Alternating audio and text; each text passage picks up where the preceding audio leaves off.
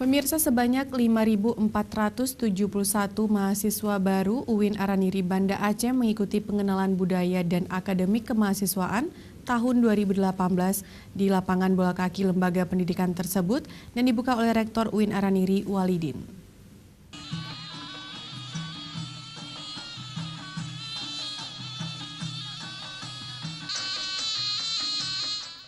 Kegiatan PBAK yang bertema aktualisasi peran mahasiswa yang berjiwa nasionalisme untuk mencegah radikalisme ini akan berlangsung dari tanggal 29 sampai dengan 31 Agustus. PBAK ini bertujuan untuk mengembangkan pemahaman dan kecerdasan akan budaya akademik kampus.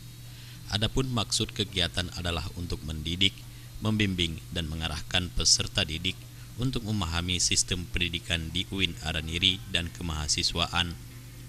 PBAK merupakan agenda wajib bagi mahasiswa baru dan lama yang belum mengikutinya untuk proses menyelesaikan studi di kampus.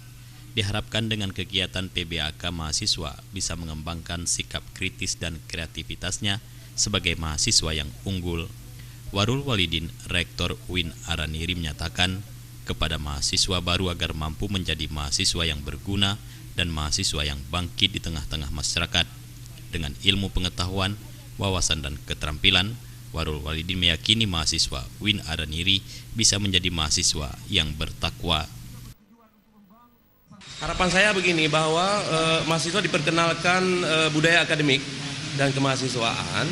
Ini intinya adalah bagaimana mereka mengenal norma-norma akademik kampus, baik dalam hal pendidikan, pengajaran, dan juga penelitian serta pengabdian kepada masyarakat. Kemudian bagaimana kita berorganisasi dengan baik, bagaimana kita kembangkan leadership, bagaimana kita kembangkan manajemen belajar sehingga mereka berhasil tepat waktu, dan kalau perlu kita motivasi secara baik juga, bukan hanya di S1 tapi juga mampu masuk S2 dan juga S3.